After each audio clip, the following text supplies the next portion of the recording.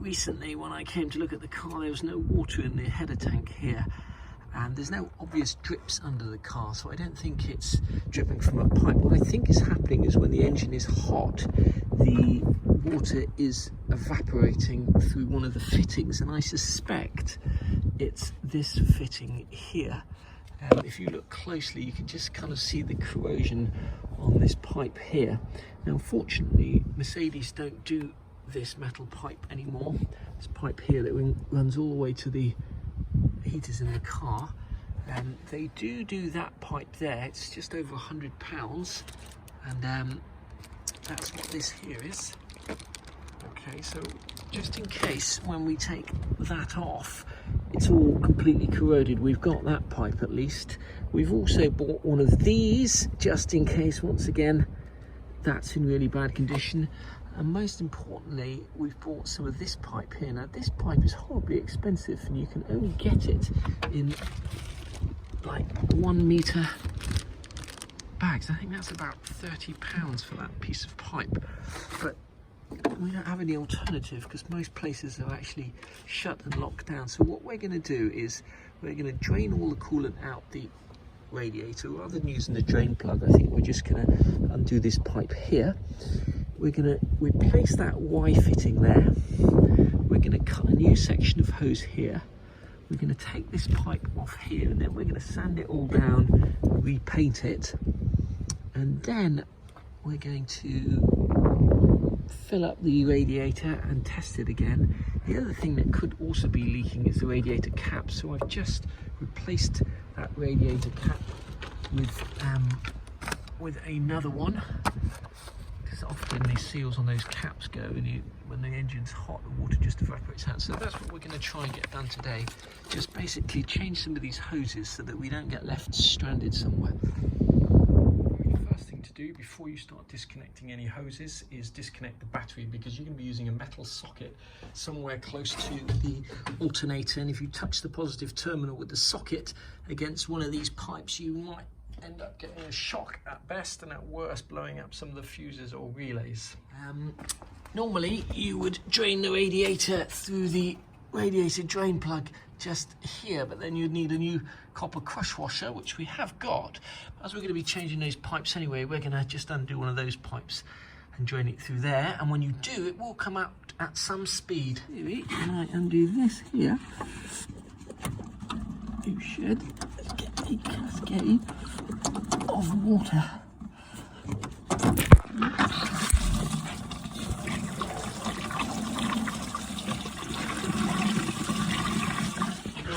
Because once again, that did not quite go to plan. I managed to cover most of myself on the garage floor with coolant, but never mind. We just loosened the two hose clips here and dropped them down to the bottom. We're going to actually just cut this off here because I don't think there's any point in trying to twist it off. I think it's rusted on there solid. We're going to cut that off, and we'll see how we get on with that fitting. Well, that's pretty darn rusty there. Okay, next up, we're going to try and get this Y fitting out. Now, I imagine it's pretty much melded in there, rusted in there, solid. So I suspect we're going to have to take this fitting here off, and that, what's it called, hose clip off. And we're about to open a can of worms. I'm hoping that will clean up. We'll be able to get a flat seal around there. We just have to see here, and we can see, taking a closer look at it, if you can see that in the sun there, that is pretty corroded, and trying to get a good fit on there, the hose clip, is fraught with danger. So I'm glad we got a new piece there. It's quite expensive, but that's the way it goes. Let's see if we can get this piece off now. That is pretty corroded. Well, you can see what a huge difference it makes putting a new pipe on there. You can see the ridges on the new pipe where the hose clamp sits. They're all corroded away on the old pipe. So it is expensive putting a new bit of pipe in there, but definitely worth it in this case. The next thing that we're going to attempt to do is to take out this black pipe here. It's held on by two Allen bolt fittings here, one here and one here, and I warn you, they can be in there super tight, but we have managed to crack these. I bent the first set of Allen keys and I tried to get a hex fitting in there with a socket, but this thing's in the way, and practically snapped that. But actually with a better Allen key, I managed to undo that bolt. When you do take this to pieces, make sure you make a note of how it goes back together. The bolt comes out first with a spring washer on there. Then you've got the clip that holds the oil dipstick in. Comes off next, and the pipe goes in the middle. It basically goes between the dipstick clip and this pipe here. Next up, we just undo that bolt there, and that should come free. Needs to undo that back bolt is a 6mm, and the one down here is an 8mm. So we're almost ready to take this off. In this particular car, some of the wires are just cable tied to the clips, so just make a note of which wires are cable tied to the clips. There's one cable tied here, and it's another one cable tied up here, and then we should just be able to twist the fitting out at the top. Actually really difficult to get that pipe out past everything else, and the way I did it was to take out the dipstick and just undo this fitting here, so that there's a little bit of movement of these pipes, and it allows you to get it out, because after you've painted this, you do not want to be bashing it around and scratching it on things to get it in and out. So make a note of how you actually take that out, especially if you plan to refurbish or paint yours. The brass wire wheel to get rid of all the surface rust, or most of the surface rust, and then we're going to make sure that when we put this in a rust bath, we've got rid of the really deep bits of rust to make our life a bit quicker. And then we're going to paint it with some Eastwood rust encapsulator, and hopefully we're not going to have to fill this. You could fill this with something like JB Weld and then sand it smooth, and we'll see how it looks when it comes out the rust bath. This is the dipstick clip, we'll put that in there as well. And this is just a rust bath consisting of the Hamber-built Deox sea crystals, which we've mentioned many times before. We're going to have to just turn this around. This is just a standard fish kettle that we got off eBay. So we're going to leave that in there overnight, turn it around, and that should have got most of the rust off it. After a few days in the rust bath, most of the rust has gone. We've also gone over this with a wire wheel.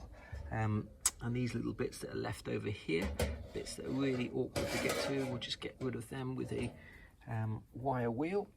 And this bit here, we will wash it off with hot water and then paint that with some MRO galvanizing paint.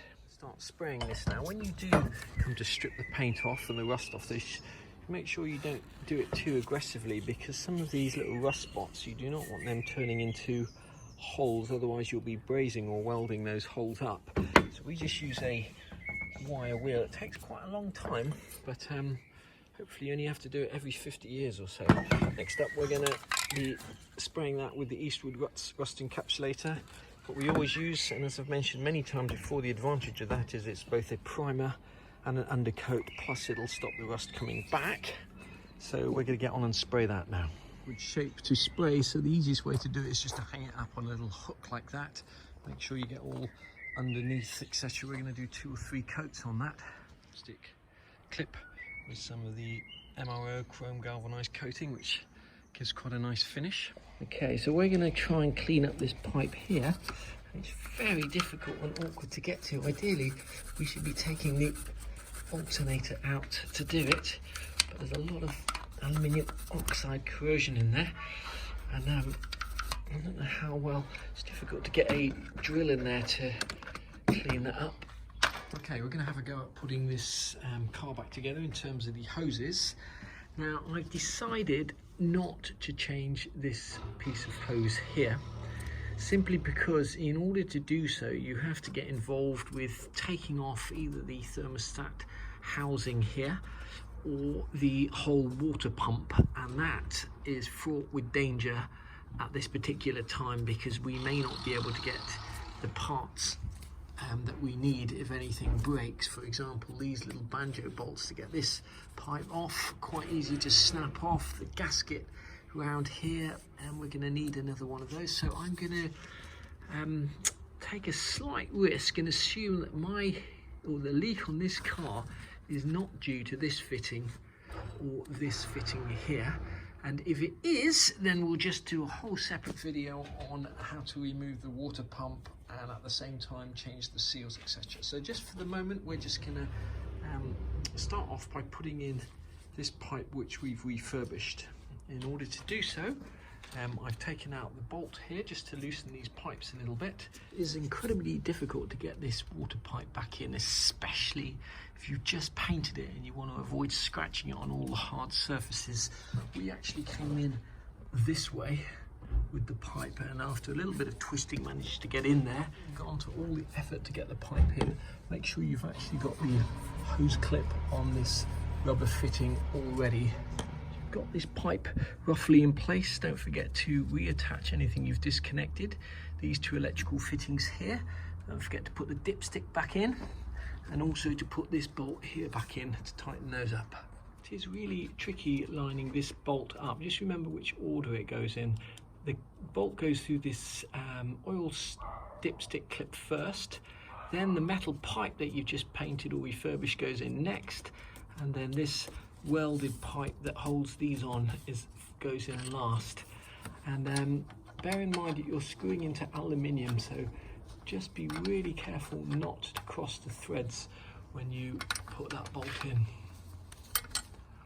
The pipe in, we've done up the Allen bolt there, the Allen bolt here, we've tightened this fitting here, we've put these two connectors back on, the oil dipstick is back in.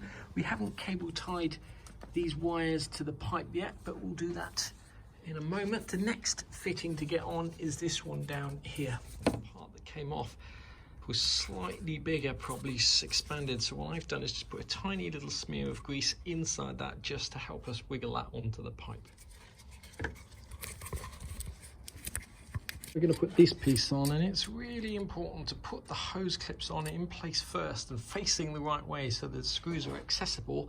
There's nothing worse than putting the whole thing together and then realizing that you've forgotten to put the hose clip on. So we're going to just hang those hose clips over there where we're going to need them.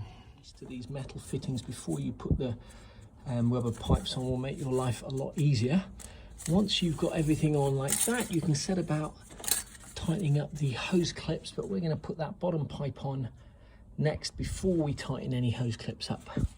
Bottom pipe on, it's got a slight kink at one end, this end here, and the bit with the slight kink attaches to the radiator. And once again, remember to put the hose clips on first in the middle somewhere, and with the bolts or screws somewhere where you can actually get to them. The hose clips on, you do not need to over tighten them to the extent that they start cutting through to the rubber. These pipes all have a little band around them, and the hose clip should sit in there. Make sure you're not inadvertently tightening the hose clip over there or over one of these lips. And similarly on the smaller pipes, they'll only have one little lip at the top, so make sure the hose clip is beyond that lip down here and not actually on it. Okay, we've put about 7 litres of coolant in there. The coolant we're using is Prestone.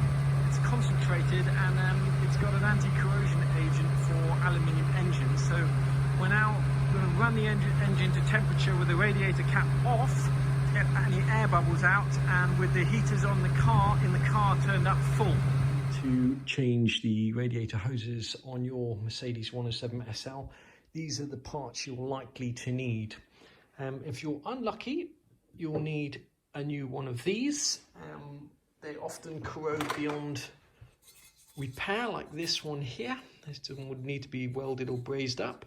So you can still buy those new from Mercedes. There's the part number there, 110-500-0472, £96.60, including VAT. The lower hose usually needs replacing, 110-502-2382. This little section of hose here, which connects the water heaters to the water pipe, you can only buy that in 1 meter lengths, and it's expensive. This is the part number here, 900-271-018-038. So we've just cut the length that we needed. this little part here, which connects the thermostat housing to the water pump, you may or may not want to replace that. It's incredibly difficult to get to. You're probably going to have to take the water pump off to replace that, but you'll often find that that housing is corroded and is the source of any potential leak. That part number is 1105011682. And last but not least, the piece that connects this wide fitting to the bottom of the water pump, 900 271 042 012. That's £11.95. This pipe here, which we've refurbished, is not available anymore, but you'll often find that the ends are corroded. This one's not too bad. We've just stripped it right back down to bare metal. We primed it and we painted it, and we can reuse that. If you had to redo these ends, or indeed any of the ends on your alloy housing because they're too corroded, you would just fill that in with JB Weld and then sand it down. Definitely recommend replacing all the hose clips. And just in case you're in any doubt at all, the short section of hose that leads off to the water heaters, you'll need two 40mm hose clips for that. The bottom section of pipe, and also this section of pipe that leads to the radiator, that leads to the water pump. You'll need 4 of these, and these are 50mm hose clips, same on both of those. If you do decide to change that short section of pipe between the thermostat housing and the water pump, you'll need 2 60mm hose clips for that.